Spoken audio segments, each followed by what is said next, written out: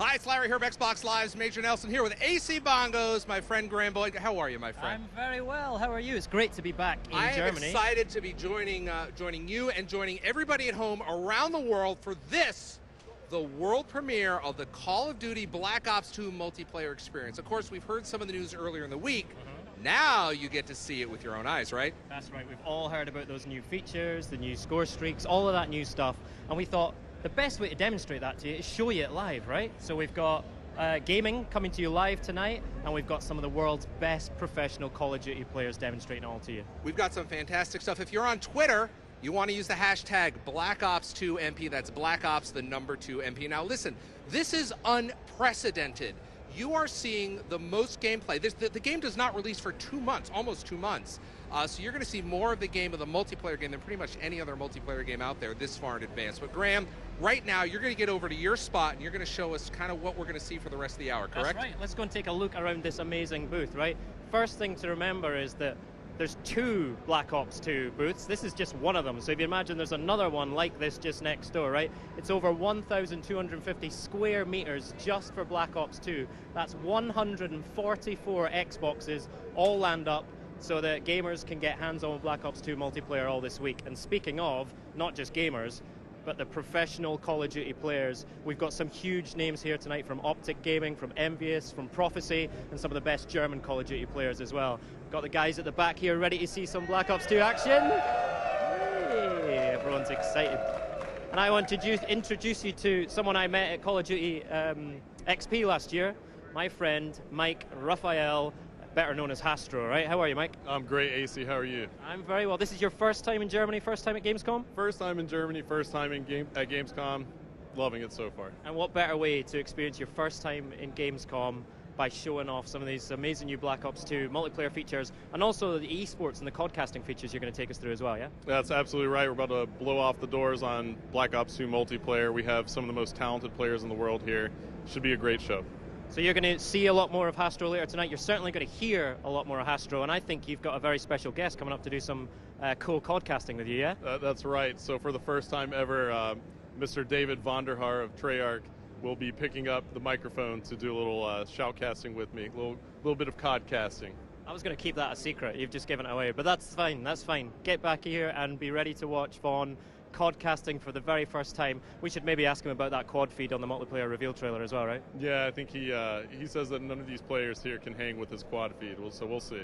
We'll see. Right, let's get this thing kicked off properly. We're going to hand back to Larry. Cheers. Thank you, Graham. Now listen, everybody in the Call of Duty community knows that it's all about the community. Treyarch really cares about the community. So to speak to that, I've got Mark Lamia here who has this special message for you.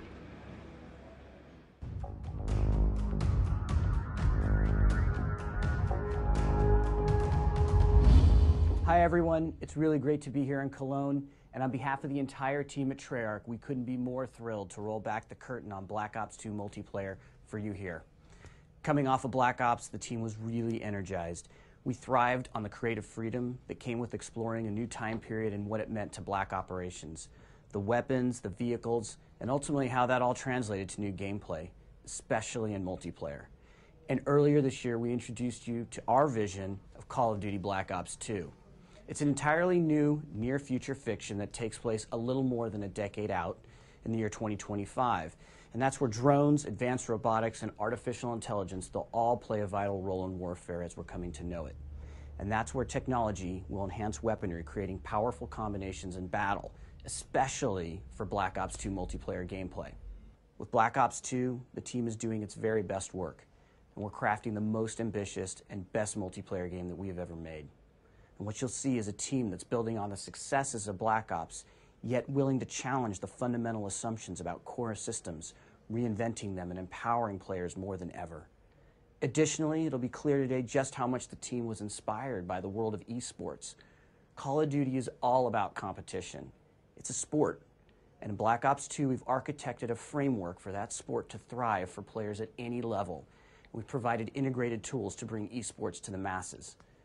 Black Ops 2 multiplayer experience speaks to every type of player, regardless of playstyle or skill level, all while remaining faithful to the core essence of what people have come to expect from Call of Duty multiplayer. So I want to thank you, the fans, for joining us for the worldwide premiere of Call of Duty Black Ops 2 multiplayer. This live stream is for you. That's just great, Mark. Thank you. Now, what can you expect for the next hour? Well, let's go to the head of design for Call of Duty Black Ops 2, Mr. Dave Vandahar.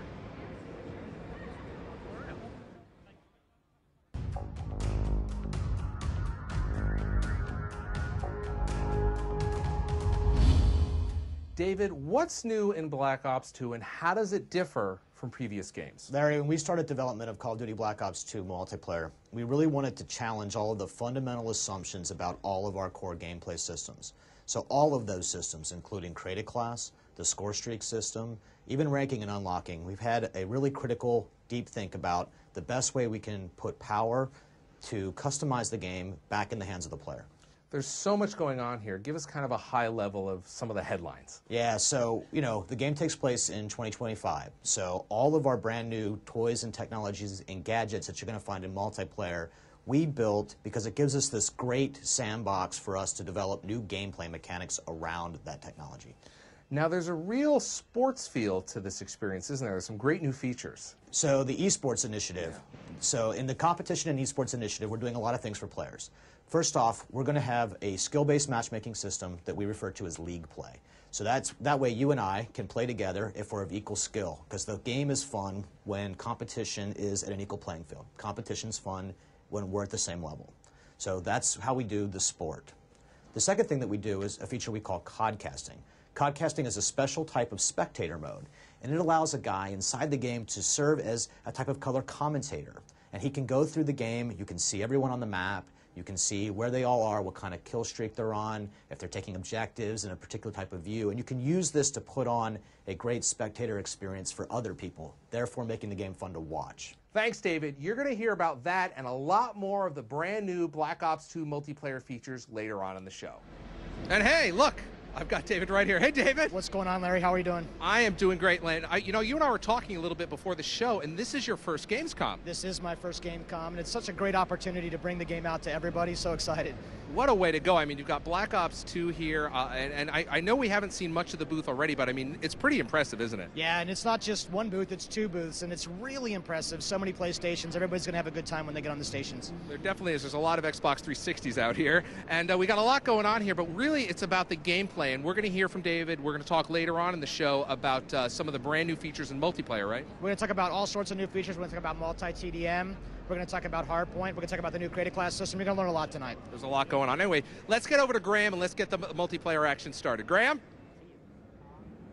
Hey everyone, we are down here in the pit, which is where I like to be with my man Hastro. How are you feeling now? Oh, feeling great still. Good, ready to go. We're getting ready to go with Game 1 here, the live streaming with the pro players. But first of all, I want to talk to you about some of these esports features that have been introduced to Black Ops 2 multiplayer. Now you're actually the esports advisor to Treyarch in this, right? So tell me about how you went through that process and some of the features. Sure, we essentially looked at what makes Call of Duty just so beloved as a competitive game, right? And we took a look at it and said, how can we make this even more entertaining for people to watch? And we really took a deep dive into all these features that we could come up with to create a better viewing experience for the viewers who like to watch Call of Duty matches. So some of the features that we've put in, you're going to see right here and right now, and they really make the game really exciting to watch. Great. So the best way to see them is to have it demonstrated to you on the live stream. But we've got some amazing players here as well, some really big names in the Call of Duty competitive scene. Give us an introduction to who we've got and some of the big names to look out for. Okay, so you have the two most successful North American teams in Optic Gaming, who are coming off a fresh victory at the EGL 7 championship in Blackpool, England, in the UK. You also have Team Envious, a very storied team, most tournament wins in Call of Duty history. You have Prophecy from the UK, one of the most amazing British teams that ever come about, and currently they're probably their best squad. And then you have a hodgepodge of German players, some of the best German pros put together for Team Germany. So without a doubt, you're going to see some great gameplay.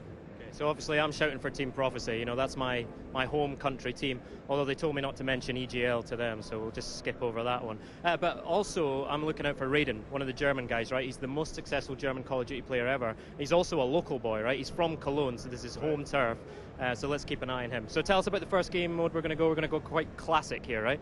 Absolutely. We want to keep it classic right now for the first game. We're about to blow the doors off, so it's going to be a team deathmatch, and the map is going to be Cargo. Now, Cargo is just a close quarters combat map, and it's got this open ring in the middle, so it's wide open in the middle and close quarters all around the outside. It's absolutely fantastic. Lots of fast-paced, close quarter combat gameplay, and it should be just really amazing to watch. You're going to get to see a lot of the new weapons and things being fired off because the gameplay is so fast. And we're going 6v6, so how are the teams being split up? So it's 6v6. We have the North Americans on one side and the Europeans on another, but we do have one sub on the North American squad who's actually European. His name is Toby from SK Gaming. He's subbing in for an American player who had flight complications, and it's going to be interesting to watch Europe versus North America. So it's basically Clash of the Titans, Europe versus North America. What an amazing way to kick it off. Let's get going.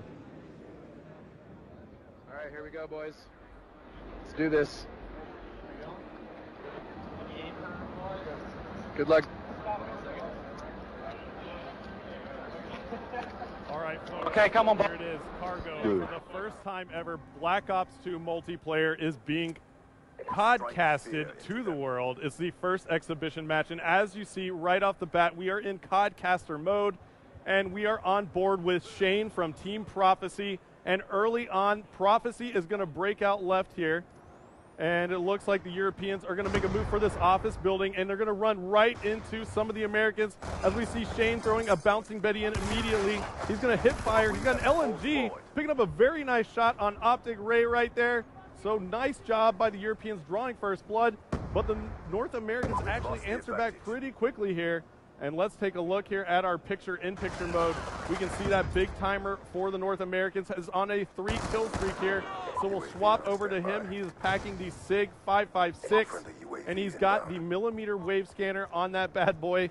And that MMS is a new attachment here in Black Ops 2 multiplayer. It actually will see through walls if anybody is standing stationary on the other side.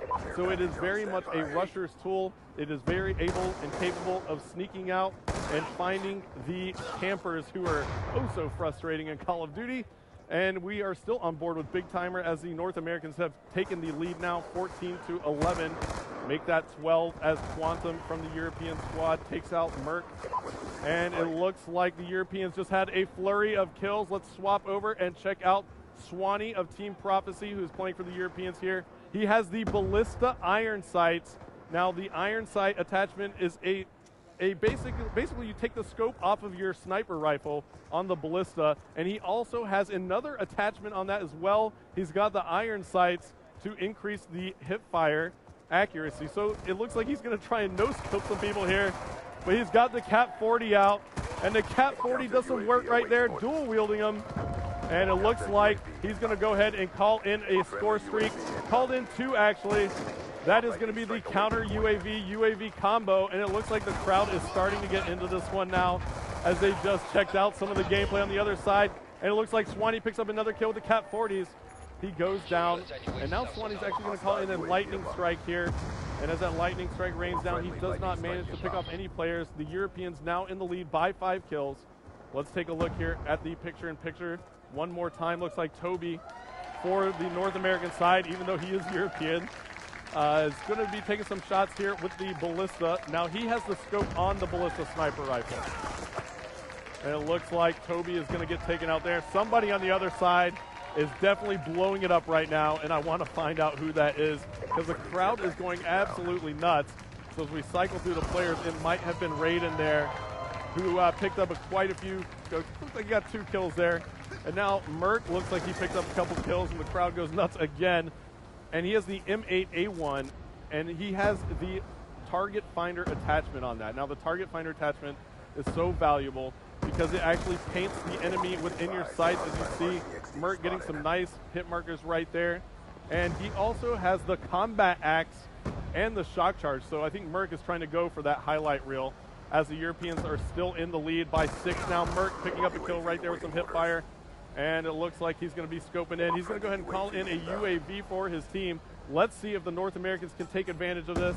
And we'll go ahead and listen into the North American side and see how they're communicating. I have one shocked up top. Come on, we're down 3, boys. Let's go. Keep it up. It's coming to you. One fellow me on the left side. Pushing the right building. Right behind me, wow.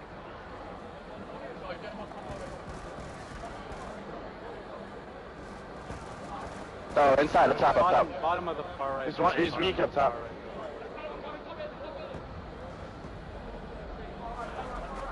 Oh, he's in the closet. One shot. Gunshie's in the closet.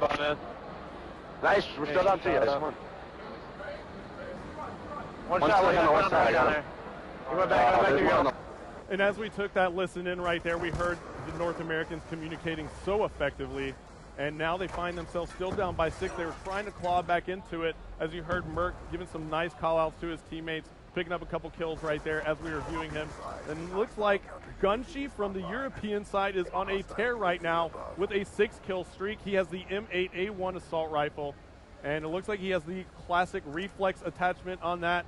So the reflex sight, and he actually has 2 attachments. If you notice in the bottom right corner of your screen, you'll see a small circle there with a tiny arrow. That is actually the select fire attachment. So that means Gunshie can take that weapon and put it into automatic fire mode, or he can turn it into burst fire mode.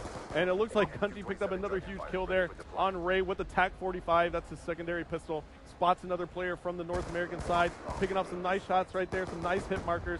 And it looks like the Europeans are increasing their lead here. As we take a look at the map, looks like Gunshie's going to run into maybe a couple more North American players right here. He's going to decide to back off a little bit. But one player is breaching that office building, so Gunshie's got to be careful. Take some shots there. Nice shots on Big Timer. Spots another player from North America up top. 38 seconds left to go now. Still on board with Gunshie, and it looks like people are applauding. Gunshie gets a nice, huge shot right there on Merck. Very nice jumping hip-fire shot on Merck. And it looks like the Europeans are now running away with this one. Up by 20 kills as Gunshie goes huge with a double kill to go on about a 14 or 15 kill streak. And before it's all over, Gunshie's going to get a little bit extra right there with that double kill. Make sure he puts in a certain amount of work. As we take a look at our scoreboard as the game is closing out, Gunshie on fire, 20-11. And as you can take a look there, 82-64 is going to be our final score, with the Europeans taking round number 1 here on Cargo.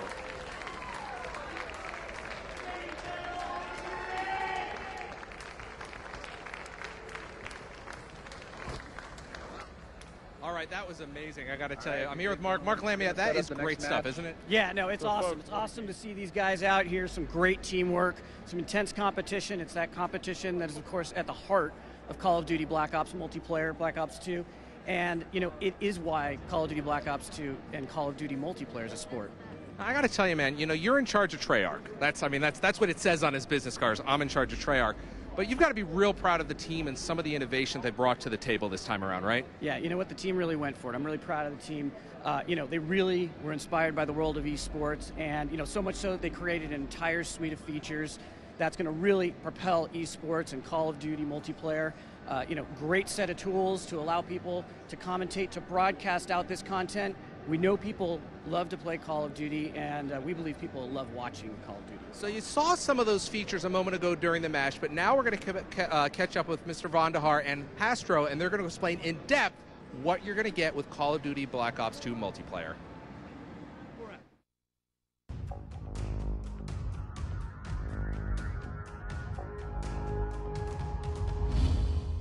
David, that was amazing. What did we just see? That was the world premiere of the codcasting feature in Call of Duty Black Ops 2 multiplayer, and that was Cargo in Team Deathmatch. Thanks, David. Hastro, tell us about some of the tools that we just saw.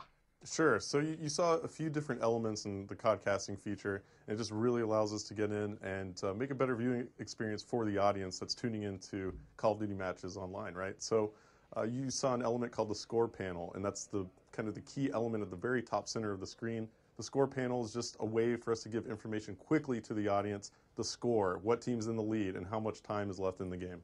And then, of course, we saw the names up there. That's the nameplate. Yeah, the nameplate essentially is our way of giving the player a jersey and a number, right? A name on the back of the jersey. We're in a first-person POV in Call of Duty Black Ops 2, so we want to be able to identify the player and who you're watching, so that's what the nameplate does. Now, that's all great, but viewers really want to see the map. Tell us about the map. Yeah, the map overhead is a really important piece of information for the audience. So The audience wants to see where the teams are set up, where they're located on the map, where the engagement's about to occur. And also for the commentators, it's a great tool because the commentator can kind of switch players after a player dies and bring you right back into the action faster. Now this is really exciting. It's almost like watching a TV show, picture in picture. Yeah, now the picture-in-picture mode is just really robust, a lot of features there, but essentially you're able to see what the kill streak is for each certain player. If a player is just on a tear, he's got 10 kills in a row, you'll be able to see that in the right-hand column. Also, we have an objective column, so any player who's playing an objective in real time, you're going to be able to see live when that player is playing an objective, and it's going to identify that that player is in fact on the objective. Are there a lot of options that we can tweak? Well, we actually have elements of the HUD that are removable, and you can actually customize the HUD for the viewer. And you can actually go in and, let's say an esports league or a big tournament wants to put in their own graphics, so you can remove a piece of the HUD and we can actually fully customize that for the viewing experience. So you can completely wipe it, put in the mini map, take it away, different things like that. It's just very, very robust, and essentially that's what makes up codcasting. Now, one of the really neat features is Listen In, where we can actually hear the players, right? Yeah, the Listen In feature in codcasting mode is actually my favorite feature. It really allows us to take the audience and put them into the huddle with the players. So you really get a sense for just how much their communication separates them from other teams in competitive play. The best professional teams in the world have top-notch communication, and it's crucial to them winning a game. So we get to feel what they're feeling, what they're strategizing, and just hear the overall just lingo between the players, and it's just really an exciting tool. It's just such a great deal of information that the audience is going to be empowered with now. In Black Ops 2, the commentators have all the right to make the viewing experience as customized to the viewer and the audience as possible. So, you know, for me personally as a commentator, I want to make the viewing experience as fun as possible for the audience, and I'm able to do that with Codcaster mode, but more importantly, I'm able to make sure that we don't miss those epic moments in the battles that may have gotten lost in the past. You know, these just crucial moments that change the face of the game, and what essentially it determines outcomes of matches. We're able to make sure that we capture all of that. Thanks, Hastro. David, I want to talk to you about some of these features. What was it like implementing some of these features? Yeah, so there's really a couple of really key pillars to the entirety of the esports and competitive agenda for us. Black Ops 2 has a league play feature. This is a sport. It's how you make Call of Duty multiplayer a sport, and we actually use skill-based matchmaking to put players in the right brackets. Competition is fun at any level, pro players and average players alike. We also have to make it fun to watch, fun to spectate. That's what codcasting does. So that's why that feature is so important, have that production around that sport. And then finally, we need a way to give that sport or broadcast it to the world, and we do that with a feature we call live streaming. You're now putting basically, you know, thousands of dollars of tools into the hands of the community. That's got to be really exciting. You're expecting to see a lot of great stuff out of them. Yeah, it's actually really important for us to put as many tools as we can. We really like to make sure that we give the player the ability to customize the experience, whether they're playing the game, whether they're watching the game. In fact, Larry, you can even go back through the theater feature later, pick up those games, and then codcast them later. It's really cool. The team at Treyarch has got to be excited about the work that they've done around this. They've always really enjoyed the community, but this takes it to a different level. We're going to keep going. We're pretty engaged with the community all the time. They're very passionate people. They have a lot to say about the game, and it's really fun to take their ideas, mold them into the context and structure what the game's supposed to be like, and then bring them right back to the players. Thanks, David. Any final words? Sure. I mean, you know, I've just been blown away by how dedicated the team at Treyarch has been to making this experience for the players as best as it can be and giving them as much customization that they can have. It's just mind-blowing how dedicated they are to their community and how well they treat their fans and the players that play the game. So I think that's something that, you know, all of the Black Ops 2 players out there when they get the game are going to realize pretty quickly. Thank you, Hastro. Any final words? We're really excited to put this game in players' hands. And when you get there and you get your hands on it, I want you to tell us what you're thinking about it, how it's working for you. Feed right back to us so we can continue to make and improve our games for you. Welcome back to the pit, everyone. I am here with Hastro and a very special new codcaster. It's Vaughn, and look at this. I'm your friend at the moment, right? Am I your friend? I can't tell. Yeah. I'm your enemy. Yeah, you're foe now. This is an amazing piece of work. You know, what's the story behind this? It's classified beyond top secret. Is this an unlockable in Black Ops 2? It's a very special unlock only available to the top players in the world. Nice. Hey, listen, so not only tonight are you getting the world premiere of Black Ops 2 multiplayer streamed live, you're also getting the world premiere of Vaughn as a codcaster. How about that? Yeah, it's a weekend of first for me, and we're just going to go straight with it with my friend Astro here and have a go. Why not? And Astro, you've had some pretty big voices next to you in that codcasting booth, right? How does it feel to have Vaughn next to you? I can't say enough about this guy. I mean, honestly, it's a joy to have him here casting with me, absolutely. And I'm his friend right now, apparently, so I'm his enemy now, so it's great to have him here. Changes quickly. Do you guys want to have a hug, or we just get on with the next game? Let's get on with the next game, right? Okay, so really good start tonight. Amazing to see the Europeans really put that one in the bags, yeah? Oh man, I was actually really surprised. I mean, they really took it to the North Americans right there, pretty bad. I mean, that was a rough one. So we'll see what happens here in the next round. Home advantage telling in that first game, but it's all going to change because we're showing off one of the new game modes now. This is multi-team deathmatch. Tell us about this one, Vaughn. Yeah, so this is a 3-on-3-on-3-on-3, but you can play multi-team deathmatch with up to 6 factions and any combination of 18 players. This is going to be very intense. These are very competitive guys, very competitive small teams of 3, small group, squad tactics are going to matter. They're going to have to load out really well and work together to win this game. It's going to be an epic, epic match. Now those loadouts are really interesting, right? So everyone knows about the Pick 10 creator class system. Tell us how that's influencing the multiplayer game and what people should look out for in this. So in this particular combination, I'm going to be specifically looking to see how these guys have combined wildcards and Pick 10 together to complement each other's play styles, because with this multi-team deathmatch game, this action's so intense and these guys are going to have to be cooperating, so I want to see how different their classes are and how similar they are, and that should be a really interesting thing to look for here. Good stuff. Okay, so the guys are into their teams now. The guys that they're playing with are the guys they play with all the time, so the communication should come to the fore here. Tell us about the map that we're playing on, Hastro. Sure, so we're actually going to be launching this game on Turbine, and it's going to be multi-team, like David said. So it's 3 versus 3 versus 3 versus 3, 4 teams of 3. And the map Turbine is just going to be an excellent choice here in this multi-team TDM. It just plays really fast. It's a great map. You can climb on everything, and it's going to be great. All right, multi-team team deathmatch, twice the teams, twice the carnage. Look out for that communication teamwork coming to the fore. Let's get going with it. All right, here we go. We're going, boys. All right, folks. Good luck. So, Mr. David Vonderhaar in the booth with me, and we're about to launch Turbine multi-team team deathmatch. And this is quite the interesting game mode, Vaughn. What are your predictions right here? And go ahead and make a prediction. I'm going to predict that this thing is going to be wire to wire, that these guys are really going to just get super into this thing, and we're going to see some tough, tight, close scores the entire match. Yeah, I actually agree. Multi-team TDM is introducing, so many different aspects into the gameplay just because of the fact that you're adding multiple teams, as we see Gunshi, who finished that last game absolutely on fire, picking up another kill right there, and that was on Nice, and that was actually nice from the team Germany.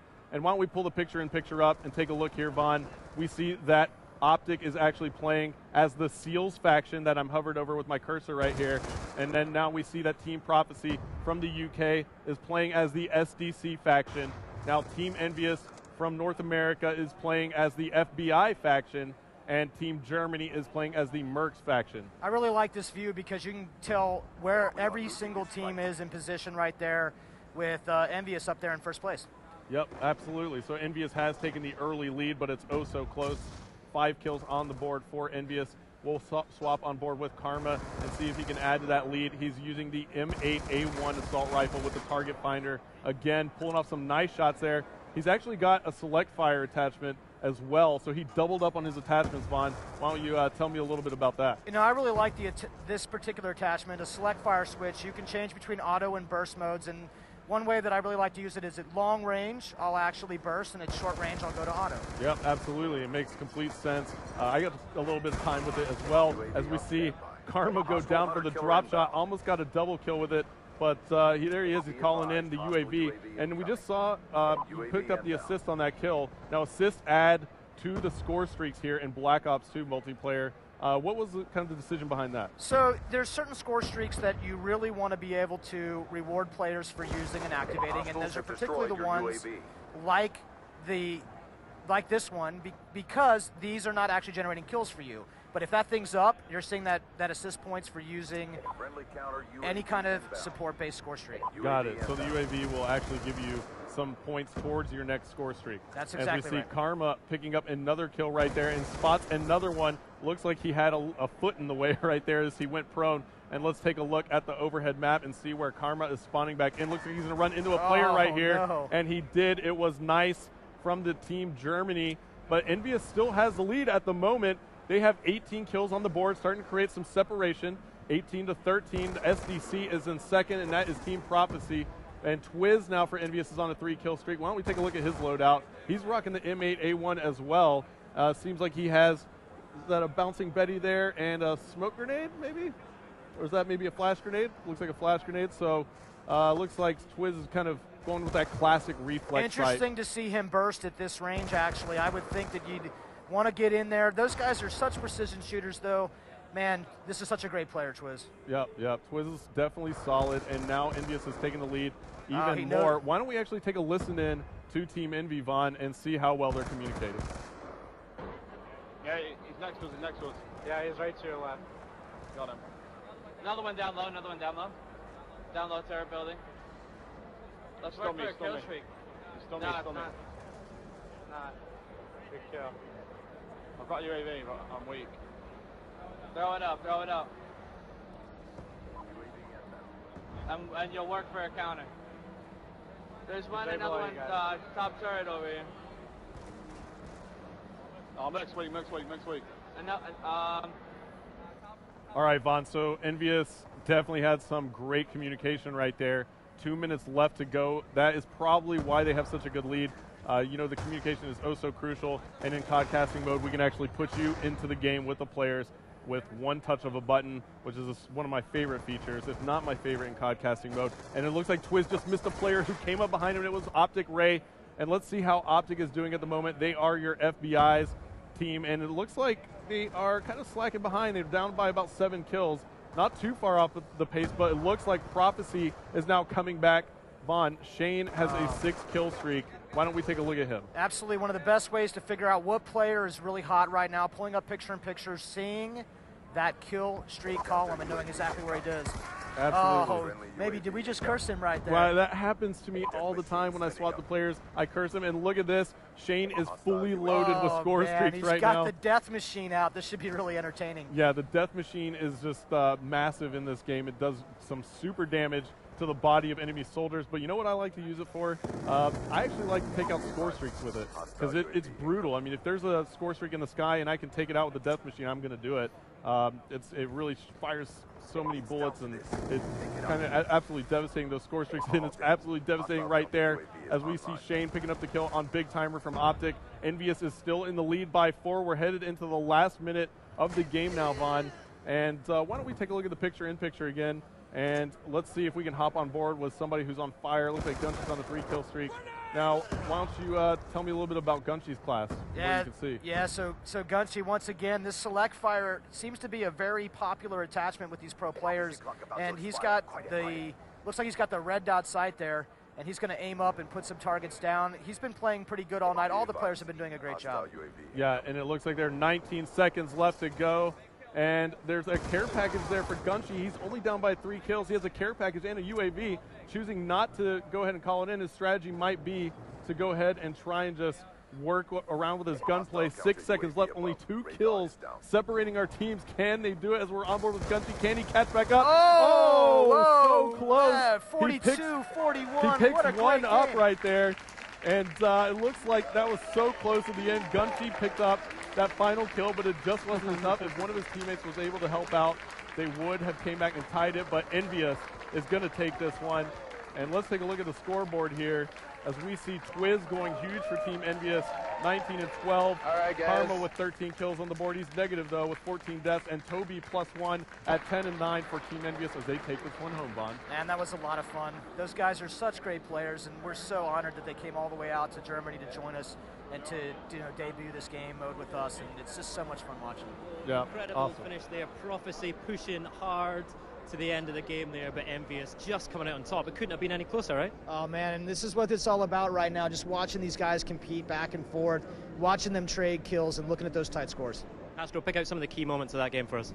Oh man, you know, I would probably say some of the Europeans went on a big kill streaks. They had big kill streaks. One came out of Gunshi, and it looked like Shane had one as well. Swanee actually got in there too, and that actually brought Prophecy back towards Envious's lead, but it was so close there at the very end. That was probably the best moment where I thought Prophecy might actually tie it up. Gunshi got that kill the last split second, just couldn't get another one as Team Envious took it. Exactly the kind of competition we're looking for here tonight. Tell us about some of the new weapons and attachments we saw, making the big scores in that game. Yeah, what I learned really fast right there is that these pro players love that select fire switch, so they can change between that auto and that burst. But we actually saw the target finder in play really early on in that game, and that attachment allows you to see enemies from a distance. They get targeted up for you. That's our 2025 technology in play in this game. Great to see that future technology in play. All right, we're going to go straight back in with another multi-team team deathmatch. We're switching maps, though. Tell us about this new map. Yeah, it looks like we're actually missing our screen for a second here, but when we pull it back up, I think we're about to head into Aftermath. I believe we're going to play some Aftermath. Yep, that's absolutely right. So Aftermath actually takes place in Los Angeles. It's kind of a busted down Los Angeles, and it's actually great. It's got a lot of close quarters combat, a lot of tight corridors. This is a really interesting map to watch. All right, let's get this kicked off again. We'll try and get your screen sorted out. Let's get going. Multi-TDM.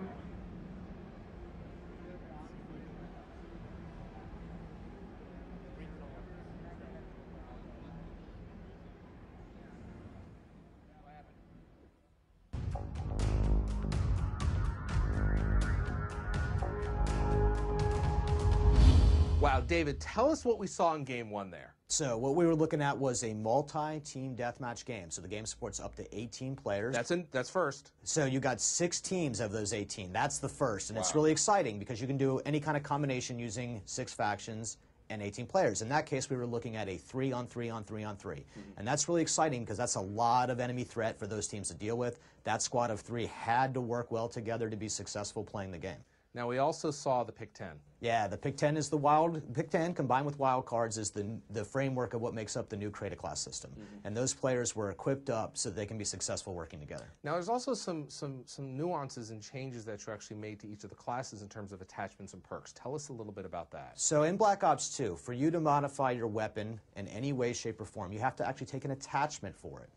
So in our previous game, you could actually sometimes use perks to modify your weapon. And what this does for us is make sure that we have perks be about player and player behavior, and attachments be about weapon and weapon behavior. And that's a really important part of how we're tuning the game.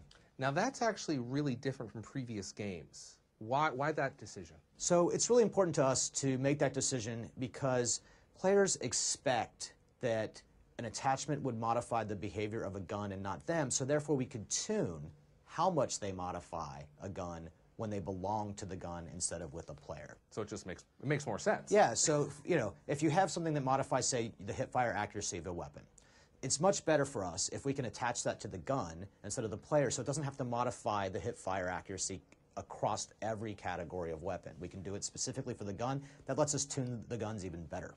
David, Hardpoint's a brand new mode. Yeah, so Black Ops 2 multiplayer has Hardpoint. Hardpoint is a mode that's inspired by those traditional King of the Hill style play.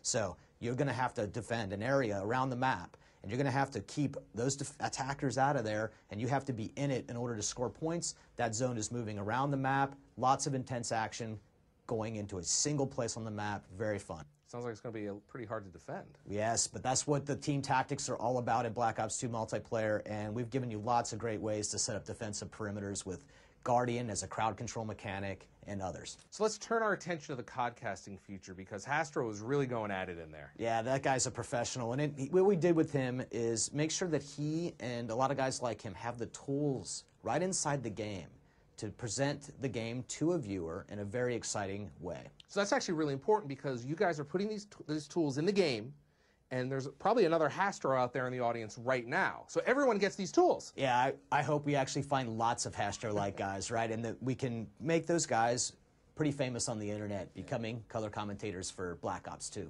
Really exciting. All right, let's get back to gameplay. Hey everybody, welcome back. We're just sorting out a minor technical hitch. We'll get right back to the gameplay as soon as possible. So I'm joined by Hastro and Vaughn in the meantime. And we've been looking through your tweets to the hashtag BlackOps2MP. Keep them coming in. I think we need to treat Treyarch as well, right?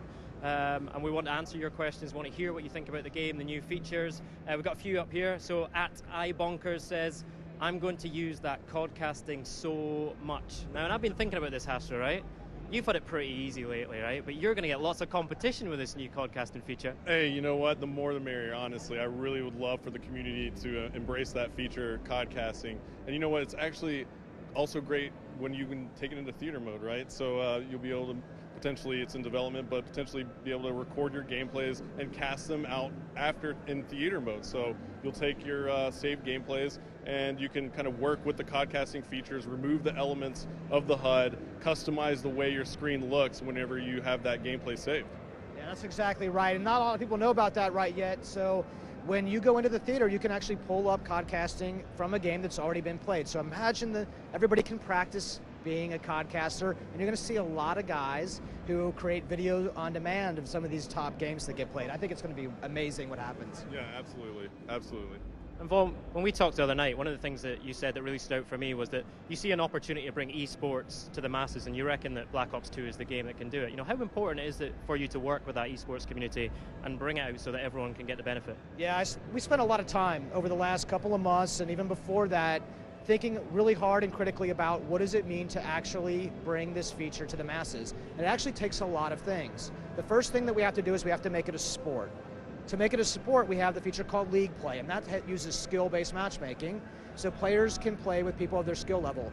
Competition is fun at any level. This is not just for these super hardcore pro players. It's just really good to compete with somebody who's at your skill level. You should win, and you should lose equally. More to that, though, we have the codcasting feature that we just talked about. That's how you put the production around that sport, right? You got guys like Castro and many others who will come out and help make this very entertaining and fun to watch, and then we have a way to get that to everyone with our live streaming feature. Those three things combined, along with great personalities like Castro, that's how you get this thing and make it something for everybody. I think that League Play feature is really sticking out for me because, you know, I'm definitely not a pro player, but it gives me the opportunity to play and always be competitive against players my level, right? How important is that, Astro? It's extremely important. You know, essentially, that's the sport of Call of Duty. You know, we're able to create leagues for players to play in, and they're able to kind of track their progress as a team with their teammates. And, you know, what's more fun than that? And that's essentially what Call of Duty is and traditionally, but now we kind of formalize it with ranking yourself up and trying to be the best you can within the division that you play in, and you're also playing against competition that's around your skill level, so your objective is to kind of get better faster than they can. So it's a lot more fun that way, and I think League Play is just going to be a great feature for everybody out there to play in. Okay, another tweet we pulled off this stream here is from @WTG_Mollypop, who's really digging the listening in feature on codcasting, right? And I think that's one of the other new features that, you know, once you experience it and hear it, it's great because you can really get in the huddle with the team and hear what they're talking about. Again, you know, what was the driving force behind that? Of all the people for you to pull off the stream, we actually know her. Good, very good to see you. So, listen, I think it's really amazing that you can do the listen-in feature. So, this is about being inside the huddle. It gives us a chance when you're codcasting to jump in and listen to how that team is communicating, and it really gives you this sense of understanding how these teams are working together, and you cannot be mistaken. When you listen in, you know, and it's almost always the guys who are working really well, their emotions that they're feeling, that's the team that's usually doing really well, right, Hastro? Yeah, absolutely. So we took a listen in right there in that second round with Envious, and when they're in the lead, and you hear their communication and how well they're strategizing together and making sure that they're working as a team. And it's just so much fun to hear the players talking. I mean, ultimately we're watching them play, so why not be able to hear a little bit about what they're talking about? Very good. So we are going to we keep those tweets coming in. The hashtag is BlackOps2MP. In the meantime, we're going to hand over to Major Nelson. Thank you, Graham. Black Ops 2 MP, that's where you want to send your tweets. I'm here with Mark Lamia. Mark, before we get back to gameplay, I want to talk to you a little about what it's like running the studio. I mean, there's tremendous trade-offs. Give us a little bit of glimpse behind the scenes. Yeah, you know what? There's, the team is really ambitious. They're always really going for it. And, I think this is an example of that. The team was really inspired by that world of esports. There's a lot of features in this game, a lot of great new features that are really going to empower players. And you can't do everything always. We have to make sure that what we're doing well. We have a really great community out there in the esports world. So passionate about the game. They're always telling us, giving us feedback. And I think, Black Ops was on a lot of tournaments, and we were hearing a lot of feedback, and it really inspired us. I remember Vaughn coming back and saying, there are things here that we can do to really, really, really help propel this game and really make it a great competitive game, sports, the broadcasting features and the things that we do in the game. And that became a priority for us. It was something that we really rallied behind, But it's not just for the experts and the pros. We have things in there like our leagues feature. We dedicated our time to that, and that's for everyone. Leagues are for everyone, and competition is for everyone. Why don't you explain to us a little bit about the leagues features? A lot of people, it sounds big and scary, and if I'm a casual player, I may run the other way, but it's exactly the opposite. It is exactly the opposite. You know what? Leagues are for everyone. If you're a pro player or a great player, you're going to love leagues because it's all about skill-based matchmaking. You're going to be able to match up with the best of the best. But if you're an average player or a beginner player, that's great too, because it is about skill-based matchmaking. We're going to put you in a league of people of similar skill, and you're going to be able to compete because, Call of Duty is fun when you're winning, of course. It's really fun when you almost win, and we want to make sure that that situation is something that we can get to for all players at all levels. Now, I want to talk to you a little bit about some more things, but we really have to get back to gameplay. So we're going to get over to Graham right now, and he's going to continue with the gameplay, and we're going to see more of these great features. How's that sound? That sounds fantastic. Graham, back to you. Here we are back in the pit and we're ready to rumble again. Sorry for that delay, everyone, but Vaughn and Hastro are back with me. We're where we're supposed to be, and we're going to get into some Hardpoint now, right? Yeah. Another new game mode. Sorry, it looks like some Hardpoint on Cargo. Now, Hardpoint is inspired by those traditional King of the Hill style game modes. This is going to be very intense. Very small areas of the map, locations that you have to be in order to score, and you're going to see so much action pushed onto something that's very intense. Fantastic. So what should we look out for in terms of the way the players are going to play this Hardpoint mode? Right, so essentially what you want to do is get a nice setup around the hardpoint. It's like David said, similar to a King of the Hill game mode. You're going to get points for being in the hardpoint vicinity. So one player can actually hop in there and score that for your team while your teammates kind of wrap around and set up around it and protect that player who's in there. So that's what you're going to see, these players trying to set up around this part of Cargo where the hardpoint is located, and that hardpoint is going to rotate around the map, and players are going to have to move their setup to kind of essentially score those points as it moves. So again, it's all about communication, all about teamwork. It looks like we've got the North Americans playing against the Europeans again. Who's your money on this time, Vaughn? Listen, I'm in Germany. I'm taking no sides. It did nothing but get me in trouble, but, we'll see what happens. These are both really competitive groups. Spectacular sitting on the fence. Right, let's get right back to the gameplay, all right? Let's go.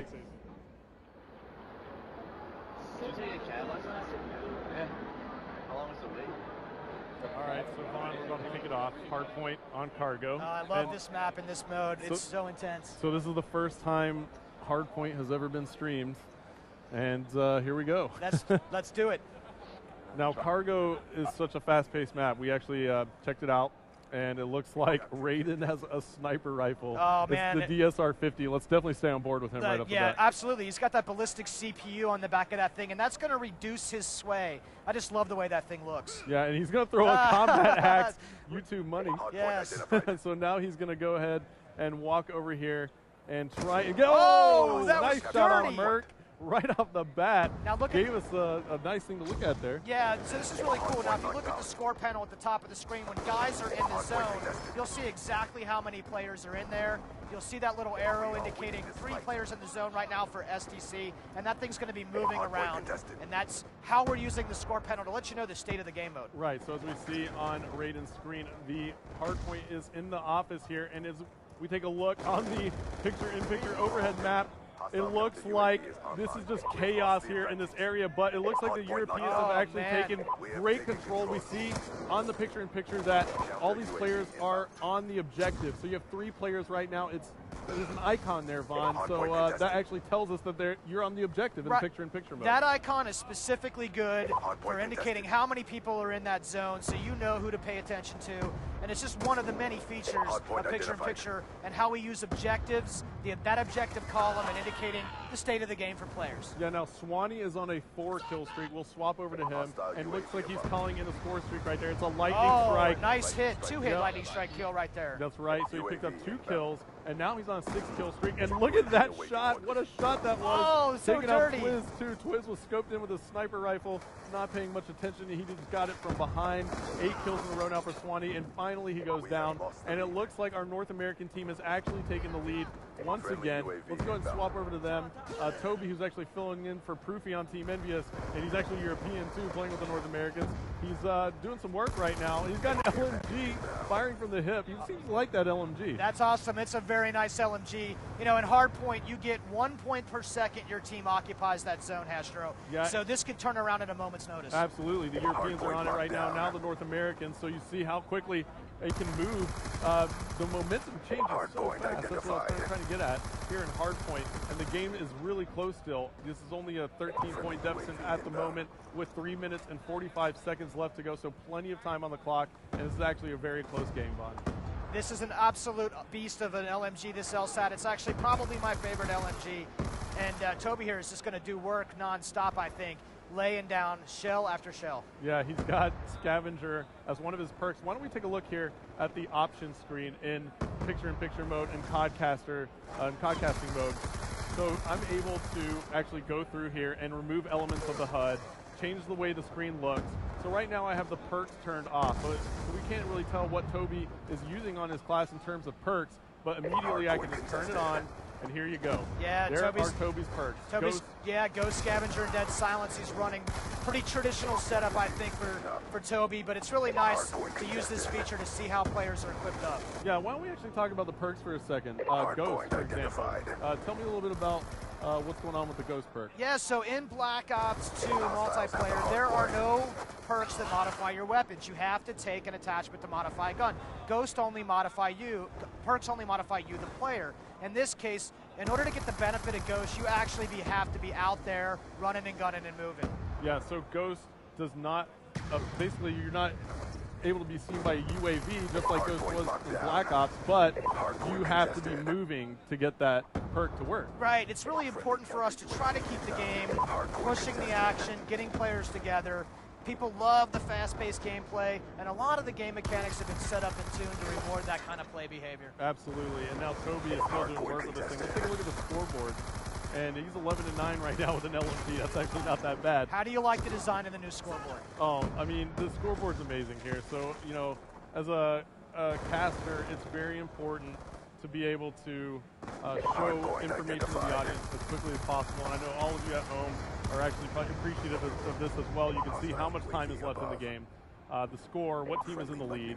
You can actually see how many players are on the objective right now for the SEALs team, as they all just got taken off, and now it's contested.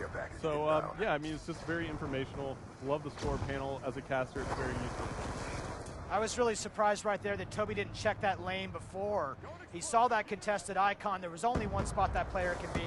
I think maybe he's having a little too much fun right now. Yeah, he's having too much fun. He's actually probably still getting used to hardpoint because it's so new first time that these guys have actually kind of gotten their hands on the game mode and been able to play. So let's see here. Looks like we're going to go ahead and cut back to the picture-in-picture. I'm going to go ahead and see what players are playing the objective. Big Timer is on a 3-kill streak, and he's playing the objective right now. His perks are lightweight toughness and extreme conditioning. He gets taken out. He's got the MP7. That was a nice grab right there. He did have a sitting right on that edge, checking all of his lanes in and out of that hard point. Really good play, actually. Yeah, now he gets taken out again. He spawns back in. Let's see where he is in relation to the hard point. He's going to run into a couple players here, Vaughn, as he moves to the office. He also has a player flanking him from behind, but he makes it into the building just in time.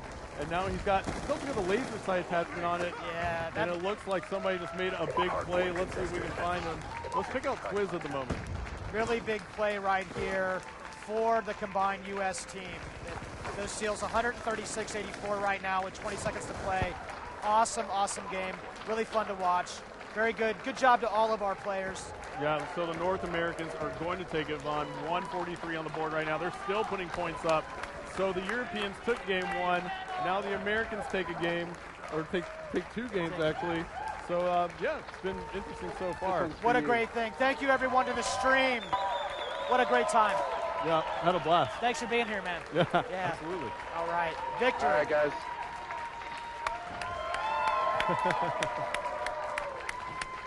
Look at that optic kill Pump. cam. Got Optic Gaming over here going bananas. All right, guys, we're going to play some Domination next. We're going to go Domination on Aftermath. Good morning, North Americans. Good This night. is your wake-up call. I think you've just got over your jet lag and redressed that balance. It's a great win from the North Americans there, right? Yeah, absolutely. They pulled it out in the end. Really rough first game there, but they pulled it all out and ended up coming out with victory. Okay, tell us about some of those big attachments and weapons that we saw being put to good use there. Yeah, man, we're seeing all sorts of really interesting stuff in play. So it's always awesome to see players use the Create a Class, Pick 10, and Wildcard system, combining this content in interesting ways to work together to hold those objectives. I saw that laser sight come out. That's how you increase your hip fire accuracy. And like we were saying, there are no perks that modify your weapons. You have to take something. So the laser sight gets visualized. When that guy's spraying you down from the hip, you understand why, because you can see that laser sight. All right, it's North America 1. It is Europe 1. I think that calls for a decider, right? I think we're going to Domination and Aftermath, yeah? Oh, okay. Yeah, so we're going to hit a Domination on Aftermath. So here we go. We finally get to see the map. Yeah. And why don't you talk about it? Oh, man. So listen, Aftermath is drone attack in 2025, right?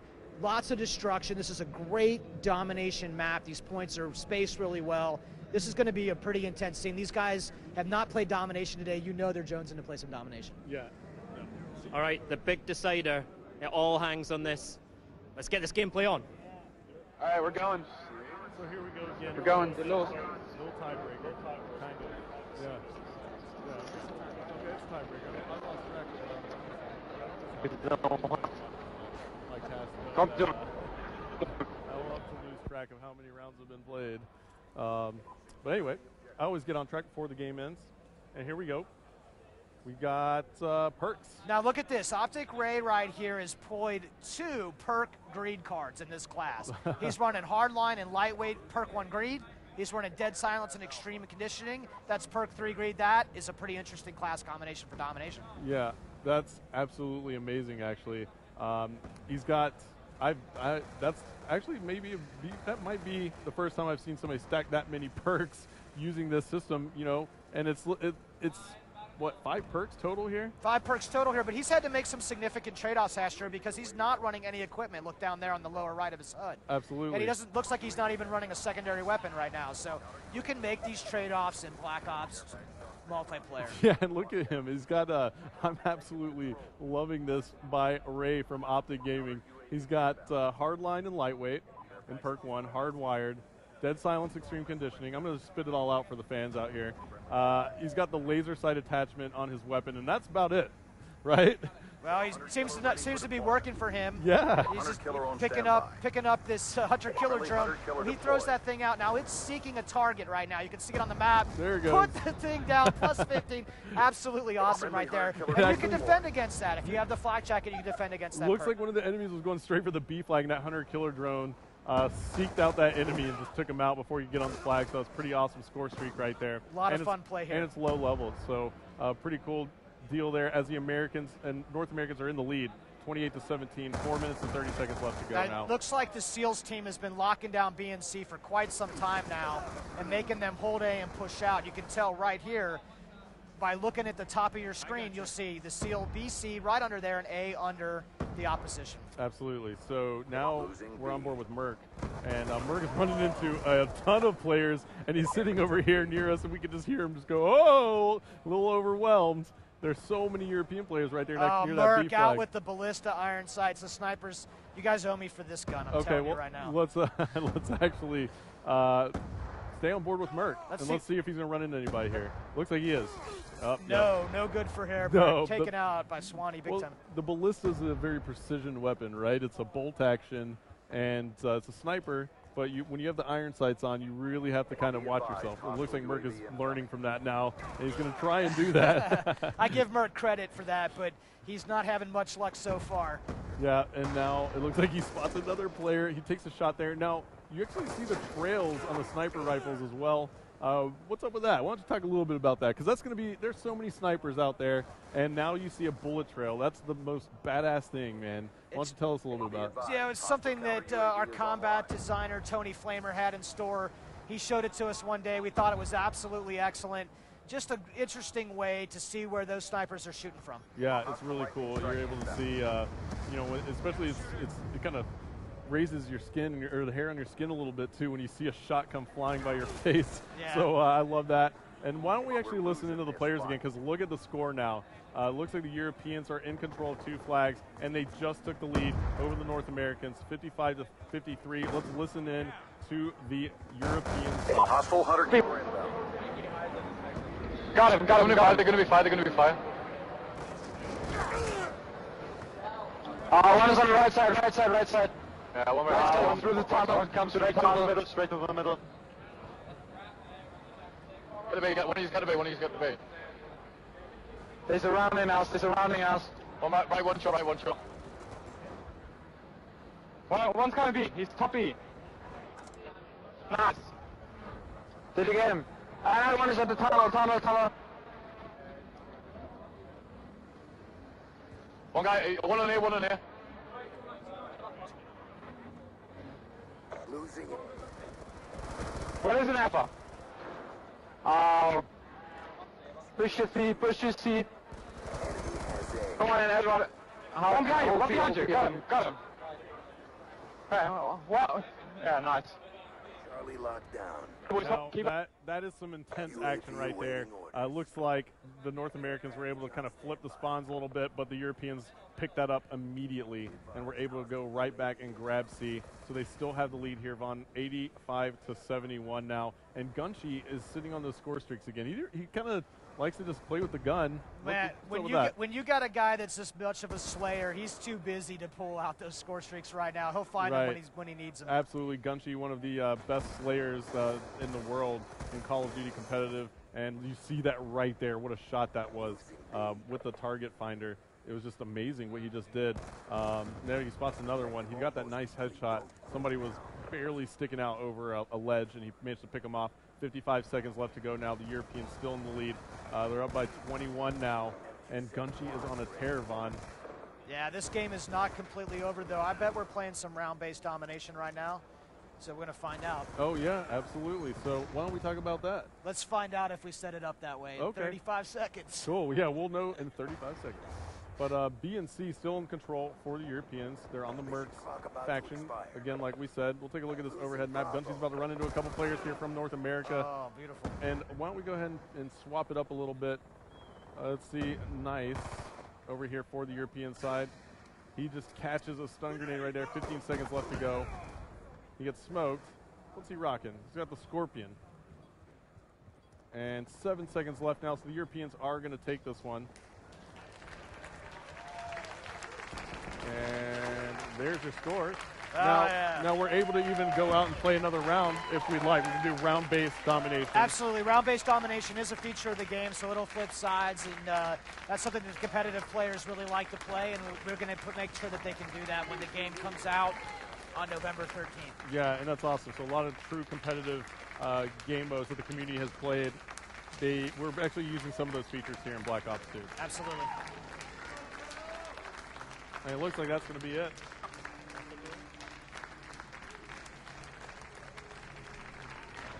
David.